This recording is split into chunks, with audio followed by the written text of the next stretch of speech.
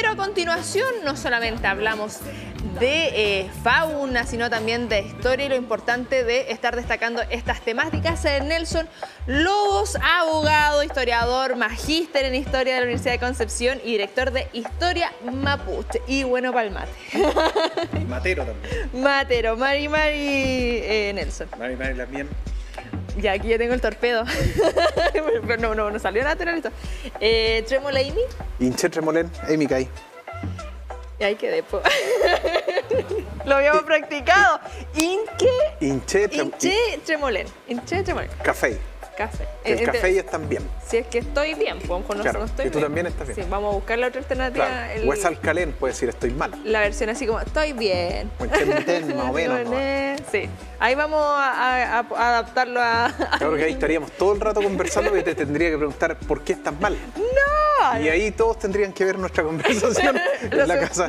Preguntar por la abuelita, porque así es, el protocolo mapuche cuando tú no te das hace tiempo es preguntar por la abuelita, el abuelito. Y en los ñetún, cuando se encuentran los loncos, empiezan a recordar a los antepasados.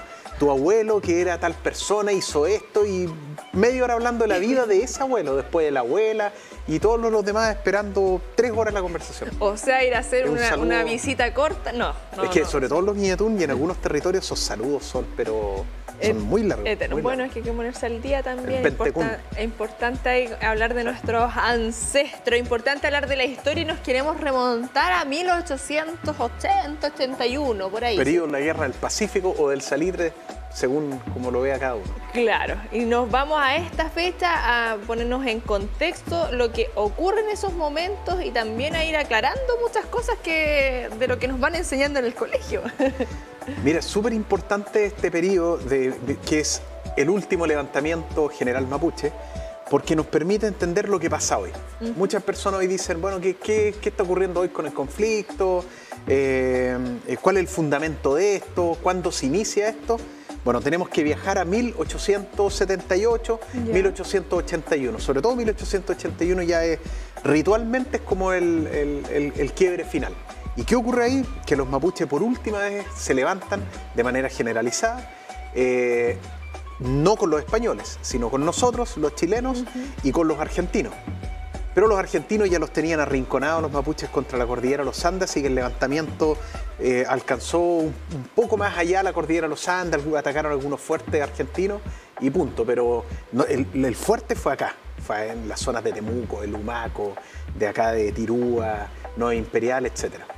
Claro, y lo que hemos hablado en otros momentos en torno a estos enfrentamientos, que claro, estamos viendo ahí algunas imágenes y tú en capítulos anteriores nos comentabas y desmitificabas esto en torno también a la vestimenta, a lo que significaba y cómo estaba ahí el pueblo mapuche, como tú indicas, porque claro, este enfrentamiento es con los chilenos, me refiero, es con los chilenos, y cómo está el pueblo mapuche también ahí, cómo estábamos ubicados y cómo se da también esto, porque tú señalas del 78 al 81, claro. Aproximadamente. No son cosas que uno diga, oye, va a hacer esto en 6 meses, no, es con tiempo, hay diversas instancias que se van dando. Es que, a ver, con Argentina, la ruptura final comenzó en 1878, más o menos, lo que en Argentina se le llama la conquista del desierto, la campaña del desierto. Cuando el futuro después presidente de la República Argentina, Julio Argentino Roca, él como ministro de la guerra comanda al ejército argentino, y que hizo una especie de, después vamos a echar agua al mate, una especie de tenaza. Imaginémonos el mapa argentino. Ya. Tú tienes Buenos Aires acá, hacia el Atlántico, después San Luis, después Córdoba, ya. Y Santa Fe un poquito más arriba, y acá Mendoza. Casi como una línea, no es recta. Porque pero tiene su... Claro. ¿Y qué hizo Roca? Envió divisiones de todos estos lados hacia abajo para atacar a los mapuches, y desde acá al sur, Bahía Blanca, otra hacia acá como una tenaza. Entonces la idea era acorralarlo, y acá estaba acá está el río Negro Curuleufu, que de ahí pasó, Curuleufu es Río Negro en Mapuzungún. Entonces por eso los argentinos le dicen Río Negro. Y ese río, de ahí hasta ahí, a los mapuches la idea era expulsarlo hacia el otro lado del río, y los que no, que pasaran a este lado de la cordillera. Esa era la apuesta, y lo lograron. Entonces, ¿y qué hicimos nosotros? Nosotros, había varias propuestas generales de cómo invadir el territorio mapuche, y en 1862 Cornelio Saavedra llega a lo que hoy es Angol, y le dice a Juan Trintre, Calful era el nombre de él, pero le dijo, a él le decían trintre porque tenía el pelo trintre, como las gallinas trintre. Ya sé, como de ahí viene el trintre. Chaconcito, sí. Y a él le dijo, mire, yo vengo acá a comprarle sus terrenos. Y él le decía, bueno, pues comprar qué si nosotros no vendemos la tierra, nuestras leyes no... Mire, yo tengo varias divisiones acá, podemos conversar con mis soldados, ¿se fija? O yo le vendo. Entonces se fue Juan Trintre, llegó con un montón de loncos, están indignados y al final uno dijo así, ya choreado, ya qué más, igual se van a quedar con nuestra tierra, ya le vendemos la cuestión, ya listo. ¿Y esta compra de terrenos, en qué sentido la querían realizar ellos? Como para... poner un fuerte y reconstruir Angol. Pero para los mapuches la compra de terrenos, los mapuches del siglo XIX era ilegal, porque la compra-venta de inmuebles o bienes raíces no es aceptable porque... como un ser humano que es parte de la tierra y que va a volver a la tierra va a ser dueño de la tierra, o sea, en el fondo es dueño de sí mismo también y dueño de todo, no encaja. Tú puedes usar y gozar de la tierra, usufructuar de ella, pero no ser dueño, entonces no puedes venderla. Ese es un concepto Winca, decían. Y claro, y para los chilenos sí, pues conservador de bienes raíces, y en esa época ya existía, entonces eso fue lo que ocurrió. Y Cornelio Saavedra le compra, en realidad le usurpó porque estaba con el ejército ahí, y ahí empiezan a avanzar, empiezan a crear la línea del río Mayeco, y empiezan a poner fuerte en el río Mayeco para dejar el río Biobío ya como frontera, y en la zona de la costa ya habían avanzado bastante, hasta Curanilagua, Lebu más o menos. ¿Estamos viendo? No, esos son de los pueblos de indios. No. Y al final, la parte del... llegan hasta el río Mayeco y ya en el periodo que estamos hablando, 1881, ya Chile había dejado, en el río Imperial empezó a construir fuertes, en el río Mayeco ya estaban, empieza a construir fuertes en la costa, entonces empezó a hacer lo mismo que los argentinos, la operación Tenaza. Y los mapuches iban a alegar, oiga, este es nuestro territorio, nosotros somos independientes, no tenemos nada que ver con usted, respétenos por favor, no queremos que haya derramamiento de sangre. Y ahí andaba el ministro Recabarren también. Nosotros decíamos nosotros, los chilenos, estos territorios chilenos, y si a ustedes les gusta bien, y si no, bien, y de ahora en adelante ustedes son chilenos. Y ahí los mapuches llegaron comunicaciones del lado de hoy Argentina, de lonco Manuel Namuncura, hijo del gran Calfucura. Para mí, lo voy a llamar estadista, pero no era estado, pero el líder mapuche más grande, más clever de toda la historia. Y Namuncura envía el Purrom Om, que el Purrom Om es una cuerda con nudos, convocando un levantamiento general. Y desde la cordillera de los Andes... Pero esto estamos hablando ¿en cuánto tiempo? Esto se planificó en un mes. Porque claro, uno dice ahora ya organicemos, ¿no? Mandamos un WhatsApp y listo. Pero acá estamos hablando de distancias, de traslados, de tiempos igual prolongados, me imagino. Todo lo que hacían era mandaban huerquén, que el huerquén es el mensajero. Sí. Entonces Namuncura mandó su huerquén a otros loncos que prendieron con la idea, y a su vez a otros más, y estos iban enviando los mensajeros hasta la costa. Incluso Pascual Coña, pueden ver en la casa el libro, buscarlo en Memoria Chilena, Pascual Coña, Ni tu culpa Sugun. Dice la historia de un cacique mapuche. Pascual Coña no era lonco, pero igual. Y ahí él relata cómo llega esta flecha, le llama él, o el Purrom Om también, llega invitándolos al levantamiento. El lonco Neculmán de Boroa se los envió a ellos, del Budi. Él era de Budi, Pascual Coña. Y se convoca a todos los mapuches a la guerra, a todos, para el día 3 de noviembre de 1881. Hoy estamos a 3 de noviembre de 2022.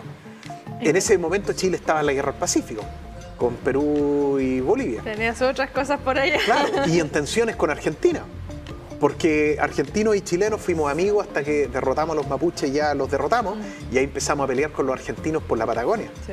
Entonces, y de ahí viene esta discusión de que los argentinos nos robaron la Patagonia, y los argentinos dicen los chilenos nos querían robar la Patagonia, y los mapuches dicen los argentinos y los chilenos nos robaron la Patagonia.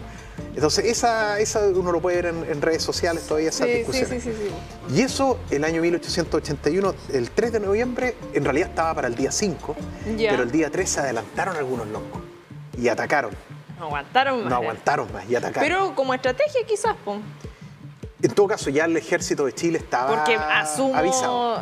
A eso voy. Sí, ya sabía. Ya eso se va rumoreando de una u otra forma, y un tipo de estrategia quizás también adelantarse un poquito. Es que no todos los loncos estaban a favor del levantamiento. Había un linaje de los Coñepán que en realidad haciendo justicia con ellos, porque dentro de la sociedad mapuche actual, los Coñuepán igual son criticados como que son traidores porque apoyaron a los chilenos. Y la verdad que el lonco Venancio Coñuepán de esa época efectivamente le apoyó al ejército de Chile, pero su hermano, que se llamaba Millapán, él salió a enfrentar al ejército de Chile. Entonces yo lo leo eso como un doble juego, porque al final el lonco Venancio Coñuepán se quedó con 80 lanceros y Millapán se llevó, no sé, 400 lanceros. Entonces, ¿por qué no se quedaron con Venancio y se fueron con Millapán? Entonces yo creo de que los hermanos no estaban peleados, porque cuando perdieron los mapuches la guerra, Venancio, por haber apoyado a Chile, le respetaron más tierra. Le dijeron, ya quédate con esto. Y ahí llegó Millapán después. Entonces yo creo que jugaron ahí, apostaron a los dos bandos. A ver cómo resulta la cosa. Si perdemos por acá, vamos a quedar bien acá. Y si perdemos por acá, ganamos también por acá. Y los colipí, que también siempre, que son de Purén, Lumaco, también siempre fueron aliados de Chile, y que hasta el día de hoy también los critican. Los colipí no, los colipí se levantaron todos. Juan Marileo Colipí, Luis Marileo Colipí, fue el que se levantó contra el ejército y atacó el fuerte Lumaco. Y ahí, a él sí, los colipí ahí igual le respetaron tierras en Purén, pero Luis Marileo Colipí después tuvo que arrancar a lo que había Argentina, al final volvió y como que se diluye un poco su historia. Y en torno también a este levantamiento, las estrategias o lo que dice la historia, la diversa ahí que se va recopilando, en torno también no sé, al armamento, el tipo de estrategia, como tú señalas, el otro que era la pinza. ¿Qué efecto genera también eso? Preparación ya más de ejército, por así decirlo, en torno a... Tú señalas, pues, este tipo de comunicación, pero más allá también lo que pasa en el enfrentamiento, esa preparación ya más técnica, por así decirlo. Mira, Chile esperó más en los fuertes. Como ya estaban avisados, bueno, ya había líneas de ferrocarril, había telégrafo, entonces todo era muy rápido. Hay un cuadro famoso en la escuela militar donde aparecen los mapuches cortando el telégrafo por las comunicaciones. Entonces, los mapuches atacaron fuertes, destruyeron Nueva Imperial. La población chilena ahí fue terminada prácticamente, fue muy terrible eso. Disculpa, ahí está el cuadro que tú señalas. Ese es el cuadro. Ese debe estar en la escuela militar y ahí vemos que... Sí, porque tenían ellos mayor tecnología, más cosas a su favor. Po. Claro, entonces los mapuches decían, chuta, estos gallos se comunican rápido a través del telégrafo, vamos a cortar. Córtala, Y estuvo el ataque a Nueva Imperial, después esos mapuches avanzan, esas fuerzas, sobre todo con los lafkenches, estaban muy disminuidos, iban a atacar la zona de Tirúa y se dirigían a Cañete. Y hay toda una descripción muy buena que hace José Bengoa en su Historia del Pueblo Mapuche, sobre estos acontecimientos, como los vecinos gritaban, en la época les decían indios, los mapuches, vienen los indios, decían los indios, las mujeres gritando en las calles, llevándose las carretas con los bueyes, los hombres civiles saliendo a armarse, y ahí empezaron a llegar divisiones del ejército desde Talcahuano, por mar. Y ahí la gente se calmó y los mapuches fueron vencidos en unas batallas cerca de Tirúa, ni se acercaron a Cañete, fue un poco como ocurrió el 2010 con el terremoto de que... La turba. Y que la gente, ¡ay, que vienen de allá, que vienen! Y en realidad no venía nadie. Pero la intención de los mapuches sí era llegar ahí, En Temuco también la batalla fue famosa, ahí Chile tenía un ingeniero apellido Fiebig, un colono alemán, que él manejaba un lanzagranada. Entonces Chile tenía un lanzagranada, fusilería, que se acuarteló Chile y los mapuches atacaron con la caballería, básicamente caballería e infantería, pero con muy pocas armas de fuego. Entonces fue una carnicería eso. Masacre. Y además hubo algunos loncos que ya dijeron, no, aquí nos va a ir mal, y no llegaron al punto de encuentro. Entonces si iban a atacar 5.000 guerreros, atacaron 3.000. Después llegaron el Canaca Burgos, que era un tristemente célebre oficial chileno, venía desde el fuerte Ñelol, cerquita de Temuco, que no es el cerro Ñelola, queda un poquito más al norte este fuerte, y atacó a los mapuches por el flanco, y ahí la derrota fue compleja para los mapuches. Y ahí perdieron los mapuches y vino la contra, que le llamaron el contramalón.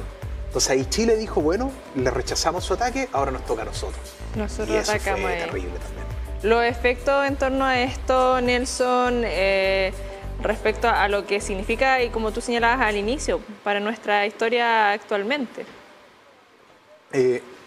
Claro, o sea, si lo vemos, lo que acabamos de conversar, lo vemos entendiendo que hoy los jóvenes mapuches que tienen más... Porque esto no lo enseñan en el colegio, ¿eh?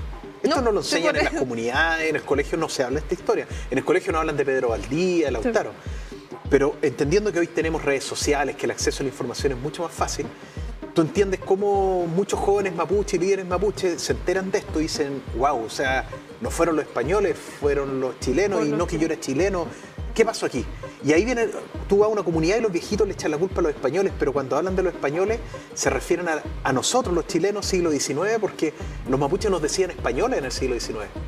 Que lo hemos hablado en otros programas, sí, donde en el fondo no veían distinción. Vieron una pelea entre españoles donde, sí, uno dijeron somos chilenos y ustedes son realistas, váyanse. Y para los mapuches no cambiaron las cosas en ese sentido. Entonces, si uno ve esta historia y la asocia con lo de hoy, además de un proceso de más de 100 años, porque esto fue en 1881, y el conflicto puro y duro empieza acá hoy, en la actualidad, en 1997, digamos en 1990. Estamos hablando de 109 años. Pasaron muchas cosas en esos 109 años, que ahí están el tema de las ventas de tierra fraudulentas, que ahí los mapuches habían perdido, el tema de las corridas de cerco. Hay muchos episodios que nos vamos a ir del tema si los contamos, sí, por hacer nuestro programa, pero ese es el origen, o sea, el origen del conflicto actual, si podemos hablar de un génesis, es la derrota militar de los mapuches en 1881 definitiva. Y ahí hubo algunos focos de resistencia más en la zona de la cordillera de los Andes. Ahí está el Loncoqueupo, que él fue el último que enfrentó a los argentinos. Incluso, y aquí muy breve, hay una famosa batalla, o sea, no es famosa, no sé por qué no es famosa, que fue en 1883, que se llamó la batalla de... que fue entre chilenos y argentinos. Un combate, Pulmarí, los combates de Pulmarí, búsquenlo en la casa. Combates de Pulmarí, entre el ejército de Chile y el ejército argentino cuando estuvimos en tensiones con el país hermano, el año 1883. 83, sí. ¿Y qué ocurre? Que ahí el Loncoqueupo va y andaba carboneando. La última victoria mapuche ante la invasión del territorio mapuche por parte, a ver acá estoy abriendo, dice Roca Conquista del Desierto. Estoy buscando acá porque ahí vamos, está medio lento el internet. ¿Qué pasó? Que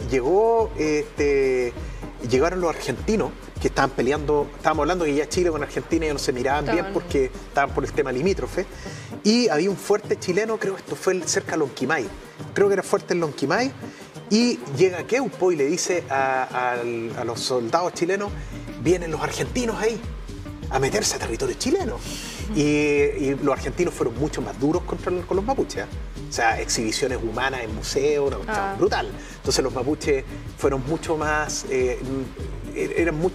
miraban con mucho menos desagrado, nos miraban a nosotros que a Argentina. Entonces iban después a mirar a los argentinos y Queupo le propone al oficial chileno, ¿qué le parece si los atacamos los dos? Usted lo ataca con infantería por tierra en unas dunas y yo vengo por la retaguardia y los atacamos de caballería nosotros. Y el oficial chileno le dice, por ningún motivo, nosotros somos pueblos hermanos y si usted hace eso lo voy a fusilar. Entonces Queupo le dice, perfecto, yo no me voy a involucrar. Y se sube a una colina con su fuerza y se pone a mirar. Y como antes había habido un enfrentamiento donde los argentinos acusaban que, entre mapuche y argentino, y ganaron los mapuches, y los argentinos acusaban que vieron oficiales chilenos ahí, que al final nunca fue. Ha sido como el chismoseo ahí. Claro, y con acusaciones de parlamentarios, cartas diplomáticas y todo, ya había desconfianza entre ambos países. Entonces viene Chile y empieza, en vez de levantar levanta una bandera blanca para parlamentar, porque estaban en lo que Chile consideraba su territorio, y que hoy en día en Pulmarí, sí, creo que ya es territorio chileno. Hay incluso un letrero, lo pueden buscar en Google, también está ahí. Y llega este oficial chileno y ordena que las tropas se desplieguen en guerrilla. Entonces los argentinos vieron que vienen con una bandera blanca, pero se empiezan a desplegar y ocultarse detrás de la arena, detrás de piedra. Entonces estos ahí nos van a atacar, pues. Entonces se atrincheran los argentinos y ordenan el fuego y se arma una balacera y los mapuches tomando mate arriba, mirando cómo se genera la batalla y quedan, creo que un soldado argentino muerto y como 2 o 3 chilenos, pero los argentinos se van en retirada y quedaron varios, y los chilenos también, y quedaron varios heridos. Eso es estrategia.